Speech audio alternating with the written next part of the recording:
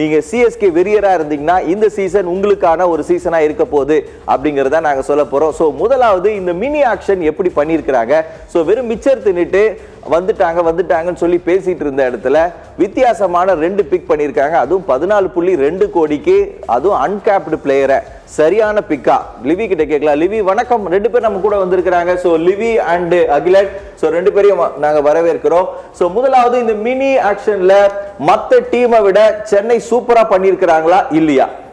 என்னை பொறுத்த வரைக்கும் எனக்கு தெரிஞ்சு சிஎஸ்கே வந்து ஒரு கன்ஃபியூஷன் ஸ்டேட்ல இந்த ஆக்ஷன்ல பிளே பண்ண மாதிரி இருந்தது. ஏன்னா அவங்க எனக்கு தெரிஞ்சு எக்ஸ்பெக்ட் பண்ண பிளேயர்ஸை வந்து நிறைய பிக் பண்ணல அப்படின்றது. ஏன்னா மெயினாக அவங்க வந்து கேமரூன் கிரீன், ஜேசன் ஹோல்டருக்குலாம் போனப்போ நம்மளுக்கு தெரிஞ்சிச்சு அவங்க ஒரு நல்ல ஆல்ரவுண்ட் பெர்ஃபார்மர் ஒருத்தர் வேணும் அப்படின்ற மாதிரி தான் அவங்க அந்த ஆப்ஷனில் தொடங்கின மாதிரி இருந்தது. பட் இவங்க எல்லாருமே அவங்க பிக் பண்ணாமல் எனக்கு தெரிஞ்சு மேபி நீங்கள் சொன்ன மாதிரி நம்ம டைட்டில் கொடுத்த மாதிரி தான். ஸோ ஒரு பேபி ஆர்மி, ஒரு யங் படம் வேணும் அப்படின்றதுக்காக எனக்கு தெரிஞ்சு ஒரு 2 சின்ன யங்ஸ்டரை வந்து இவ்வளோ பெரிய அமௌண்ட்டுக்கு எடுத்தது வந்து மற்ற டீம் எல்லாருக்குமே ஒரு பெரிய ஆச்சரியமாக தான் இருந்திருக்கும். ஸோ அது மட்டும் இல்லாமல் மேபி எனக்கு என்னன்னா இந்த டீம் இந்த 25 பேரில் ஒரு மிஸ்ஸிங் பாயிண்ட்டு இந்த டாப் 3 வந்து கொஞ்சம் மிஸ் ஆகிற மாதிரி இருந்தது. எனக்கு தெரிஞ்சு அது ஆக்ஷனில் மேபி ஒரு நல்ல ஃபாரினர் அவங்க வந்து ஓப்பனிங் ஸ்லாட்டுக்கு பிக் பண்ணியிருந்தா இந்த ஆக்ஷன் கொஞ்சம் ஃபுல்ஃபில்லாக இருந்திருக்கும் அப்படின்றது தான் என்னோட ஃபீலிங். ஸோ நம்ம இப்போ பார்க்கலாம். ஸோ மினி ஆக்ஷன்ல யாரெல்லாம் பிக் பண்ணியிருக்கிறாங்க அப்படிங்கிற ஒரு பிக்சரை நம்ம வந்து டைரக்டர் நம்ம கிட்ட போடுவாங்க. ஸோ மினி ஆக்ஷன்ல முக்கியமான பிக், அதாவது கேமரூன் கிரீன் வந்து வேணும்னு சொல்லி காசி விஸ்வநாதன் வந்து பேசும்போது சொல்றாரு, நாங்க வந்து கிரீன் தான் ரொம்ப கிரீன் ஆக்கினோம், இந்த எல்லோவோட கிரீன் செட் ஆனா ஒரு ஆஸ்திரேலியனுடைய படை வந்து ரொம்ப நல்லா இருக்கும் அப்படின்னு சொல்லி. ஏன்னா மேத்யூ ஹேடன் இருந்திருக்காரு, ஸோ மைக் ஹசி இருந்திருக்காரு, வாட்சன் இருந்திருக்காரு. இந்த மாதிரி நிறைய ஆஸ்திரேலியனுடைய படை வந்து சிஎஸ்கேக்கு செட் ஆகும் அப்படிங்கறதுனால நாங்க கேமரூன் கிரீனுக்கு போனோம். ஆனா அன்பார்ச்சுனேட்லி அவருக்குன்னு வச்சிருந்த பிரைஸை தாண்டி போயிட்டார் அப்படின்னு சொல்லி. ஸோ அவருக்கு பதிலா யாரை எடுத்திருந்தா நல்லா இருக்கும் அப்படின்னு நினைக்கிறீங்க? ஸோ இப்போ வந்து நம்ம பிரசாந்த் வீர் அண்ட் கார்த்திக் சர்மா 14.2 கோடி ரூபாய், கிட்டத்தட்ட 28.4 கோடி ரூபாய்க்கு அந்த பிக் வந்து ஓகேவா? மேபி அதாவது நீங்க சொல்ற மாதிரி நம்ம லாஸ்ட் சீசன்ல வந்து நம்ம அப்படிதான் யோசித்தோம். என்னடா இது பேட்டிங் ஆர்டரே செட் ஆகல அப்படின்றப்போ இந்த யங்ஸ்டர்ல இருந்து ஒருத்தர் பிக் பண்ணது தான் நம்மளுக்கு வந்து ஆயுஷ் மாத்ரே. ஸோ அவர் வந்து நம்மளுக்கு லாஸ்ட் சீசன் அந்த கடைசியில் பார்த்தீங்கன்னா நல்லா பெர்ஃபார்ம் பண்ணி கொடுத்தாரு. ஸோ மேபி அந்த கணிப்பில் தான் எனக்கு தெரிஞ்சு இந்த பிக்கை அவங்க எடுத்திருக்கான வாய்ப்பு இருக்கு. ஸோ முக்கியமாக பார்த்தீங்கன்னா ஜடேஜா இல்லை. ஸோ ஜடேஜா இல்லாதப்போ அந்த allround performance so Prashant Veer fill பண்ண வாய்ப்பு இருக்கு. ஏன்னா அவரும் லெஃப்ட் ஆர்ம் ஸ்பின்னு.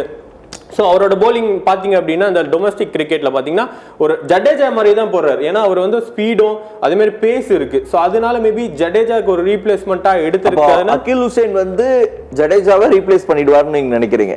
கண்டிப்பா. ஏன்னா இப்போ பார்த்தீங்கன்னா ஒரே ஒரு ப்ராப்ளம் தான் இந்த டீம்ல.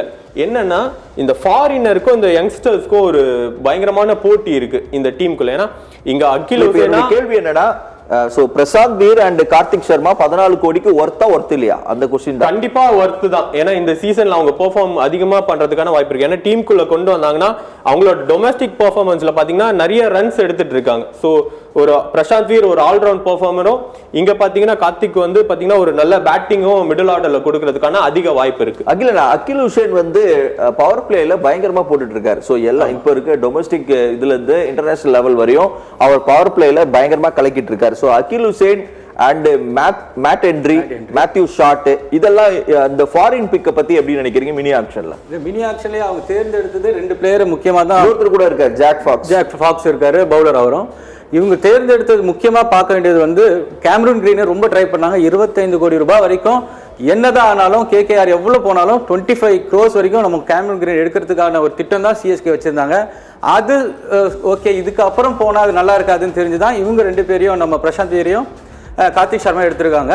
இருந்தாலும் இவங்க 2 பேர் டொமஸ்டிக் கிரிக்கெட்டில் ரொம்ப நல்ல பெர்ஃபார்மன்ஸ் கொடுத்ததா இவங்க வந்து தனியாக ஒரு சிஎஸ்கே தனியாக ஒரு டீமே வச்சிருக்காங்க. டொமஸ்டிக்ல ஆடுறவங்க எப்படி ஃபாரின் லீக் தனித்தனியாக லீக் இருக்குல்ல, பிபிஎல் அந்த மாதிரி லீக்ல ஆடுறவங்களாம் எந்தெந்த பிளேயர்ஸ்லாம் இருக்காங்கன்ட்டு தனியாக ஒரு டீம் ஃபார்ம் பண்ணி அந்த டீம் கொடுத்த லிஸ்ட்டில் தான் இவங்க வந்து ஐபிஎலோட மினி ஆக்ஷனுக்கே போயிருக்காங்க. ஸோ அந்த மாதிரி இந்த 2 பேர் தேர்ந்தெடுத்தது வந்து சென்னைக்கு மிக ஒரு முக்கியமாக இருக்கும். அதே போல் மேட் ஹென்ரியா இருக்கட்டும், அகில் ஹுசைன் வந்து கிட்டத்தட்ட ரவீந்திர ஜடேஜா இல்லாத இடத்த இவர் ஃபில் பண்ணுவாருன்னு. ஏற்கனவே அவர் வந்து நல்ல பவுலர் மற்றும் ஹார்ட் ஹிட்டர். கடைசி நேரத்தில் அதாவது 18 ஓவர் 19வது ஓவரில் ஜெயிக்க வேண்டியதோ இல்லை ஃபர்ஸ்ட் பேட்டிங்கில் இருந்தாலோ அந்த டைமுக்கு அவர் கண்டிப்பாக உதவார். அதே போல் பவுலிங்லையும் அவருக்கான இடம் கரெக்டாக செட் பண்ணி கொடுத்துட்டாங்கன்னா விக்கெட் டேக்கர் ரொம்ப ரொம்ப அழகான ஒரு விக்கெட் டேக்கராக இருக்காரு. அதே மாதிரி தான் மேட் ஹென்ரி. ஆனால் எல்லாருமே நல்ல டீமாக இருக்காங்க. கிட்டத்தட்ட ஒரு அணியில் ஒரு 60% வந்து 19, 20, 25 வயசுக்குள்ளே தான் இருக்காங்க. ஸோ அடுத்த ஒரு 10 வருஷத்துக்கான இந்த டீமை கட்டமைச்சிருக்காங்க. சஞ்சு சாம்சனை கூட்டு வந்து அதுக்கு தான். ரெண்டாவது 19 வயசுல ஒரு கீப்பர் இருக்காரு, 30 வயசுல ஒரு கீப்பர் இருக்காரு, 40 வயசுல மாபெரும் கீப்பர் ஒருத்தர் இருக்காரு. அவர் எல்லாருக்கும் தெரியும். ஓகே, சோ நம்ம தொடர்ந்து பேசலாம்.